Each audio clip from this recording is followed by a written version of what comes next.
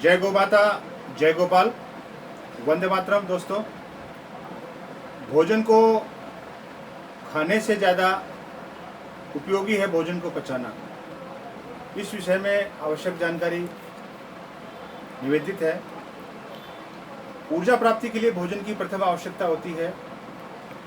भोजन में हमें कार्बोहाइड्रेट्स, प्रोटीन्स, विटामिन्स, खनिज लवण इत्यादि अनेक पोषक तत्व हम भोजन के माध्यम से ग्रहण करते हैं और शरीर की विभिन्न 12 ऑर्गन्स के माध्यम से भोजन का पाचन होता है। और पाचन होने के उपरांत शरीर की उपयोगी एवं महती क्रिया भोजन के विभिन्न अंगों से होते हुए शरीर का पाचन होता है और अष्ट धातु का निर्माण कर भोजन का सर्वप्रथम रस, रक्त, मांस, मेद, मज्जा, अस्थि, वीर्य, शुक्र और ओज का निर्माण होता है, जो कि हमारे शरीर के संतुलित पोषण के लिए परम आवश्यक है।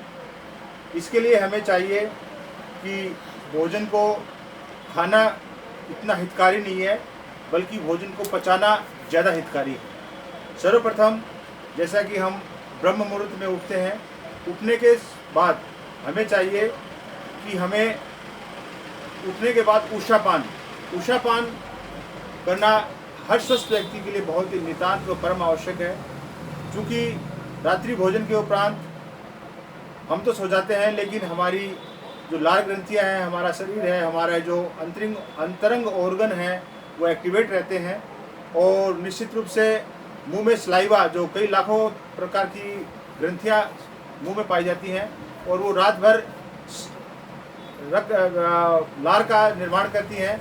लार, चूँकि लार की प्रकृति क्षारीय होती है और पेट में जो हम भोजन पचा है और भोजन बनने की जो प्रक्रिया है, उसके उपरांत भोजन में अम्ल का निर्माण होता है।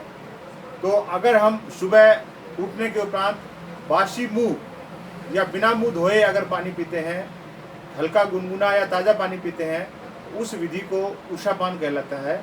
उषापान निश्चित रूप से करने से मानव की लगभग 148 बीमारियां होती हैं, उसमें से लगभग 100 से ज़्यादा बीमारियों में उषापान काम करता है और बहुत ही उपयोगी कारगर होता है। तो हमें एक स्वस्थ व्यक्ति को तकरीबन 3 से 4 गिलास ताज़ा पानी, गुनगुना पानी उषापान के दौरान पीना चाहिए और मुँह की सलाइवा जो है पानी के माध्यम से हल्के हल्के पानी घूट घूट करके सहज रूप से धीरे धीरे पीते हुए मुँह की सलाइवा है वो पेट के अंदर लेनी चाहिए।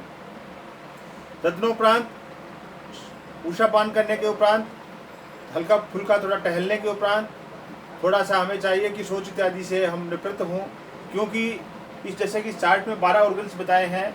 सबसे बड़ी बात है कि जो छोटी आंत का जो समय है प्रातः 5 बजे से लेकर 7 बजे तक का समय होता है, इसके अंतर्गत शरीर की शुद्धि का समय होता है और यह शुद्धि का समय बड़ी आंत की सफाई का सबसे श्रेष्ठ उत्कृष्ट समय जो होता है वो 5 बजे से 7 बजे तक होता है। उस समय में अगर हम शरीर की शुद्धि का कार्य करेंगे तो प्रकृति भी अनुकूल होती है, हमारा शरीर भी अनुकूल होता है और हमारे जो शरीर के ऑर्गन्स है बड़ी आंत, वो भी उस समय हमें एक ऑप्टिमम स्थिति में होता है कि वो शरीर की शुद्धि करती है।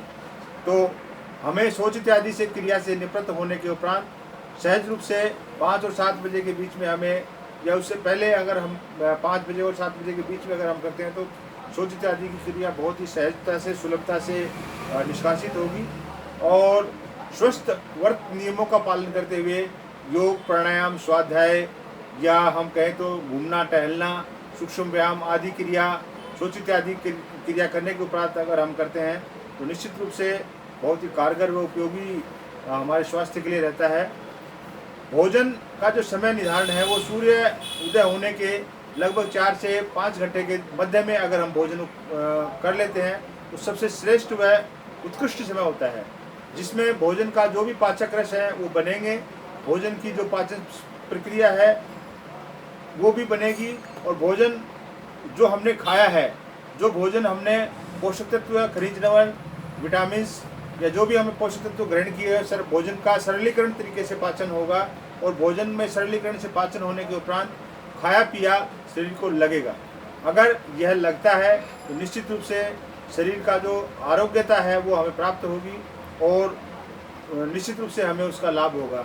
भोजन के उपरांत भोजन करने के उपरांत कुछ आवश्यक सावधानियाँ विशेष रूप से पीने के पानी के संबंधित में मैं थोड़ा सा आपको जानकारी दे दूं कि भोजन के पहले भी पानी ना पिए, भोजन के मध्य में भी ना पिए और भोजन के अंत में भी पानी ना पिए। यहाँ भोजन से पहले पानी न पीने का विधान है।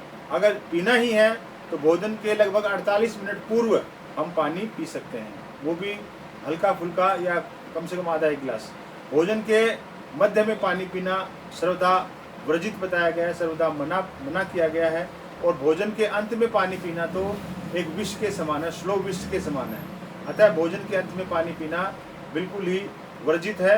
अगर आपको भोजन के अंत में कुछ तरल पदार्थ पीना ही है तो आप दही, छाछ, मट्ठा या फल जूस इत्यादि का सेवन कर सकते हैं दोपहर के भोजन के या सुबह के भोजन के साथ में।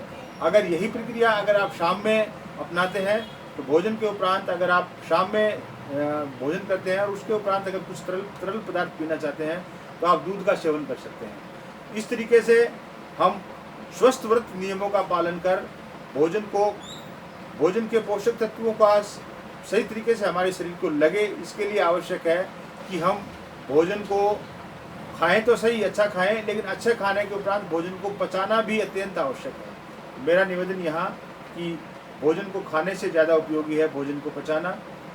तो इस विषय में आज के लिए केवल इतना। और मेरा निवेदन कि आप स्वस्थ व्रत नियमों का, आयुर्वेद के नियमों का पालन करें और स्वस्थ रहें, समृद्ध रहें। और मेरे इस चैनल गोवत्स चैनल को आप सब्सक्राइब करें, बेल का बटन भी दबाएं और आवश्यक सुझाव परामर्श समय समय पर आप प्राप्त करते रहें। यही मेरा निवेदन। आज के लिए केवल इतना। निवेदक गव्य सिद्ध चिकित्सक डॉक्टर गणेश सेतीवाल, संचालक श्री कृष्णा पंचगव्य योग प्राकृतिक चिकित्सा केंद्र, चिड़ावा, झुंझुनू, राजस्थान, भारत। वंदे मातरम। जय गौ माता, जय गोपाल।